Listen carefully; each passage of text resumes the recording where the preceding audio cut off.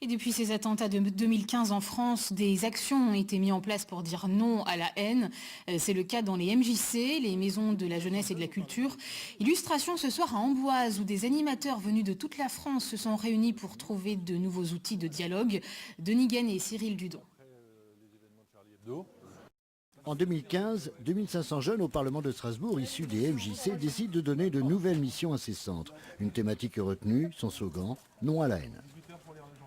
On était après les événements de Charlie Hebdo, qui nous ont beaucoup marqués. Et puis les événements de novembre sont venus conforter effectivement ce besoin. Mais on est bien sur une lame de fond de quelque chose qu'on sent depuis bien avant aussi.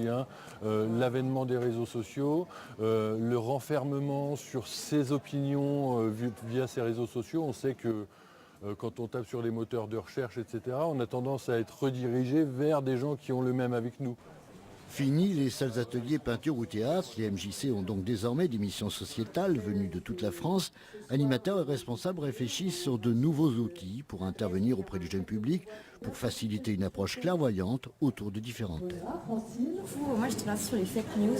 J'ai pensé à ça parce que voilà, les jeunes sont énormément sur les réseaux sociaux et sur Internet et parfois ils ne savent pas forcément tout le temps bien le manipuler. Ça répond vraiment à l'actualité. Déjà y réfléchir et commencer en fait à en parler, ne pas que ça soit tabou et du coup vraiment essayer de se poser les bonnes questions, c'est ça, et trouver des réponses pour qu'après, en grandissant, ils puissent bien vivre ensemble en fait.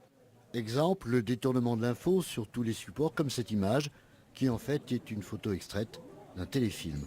Alors pour éviter la haine, il faut expliquer pour mieux comprendre et mieux partager.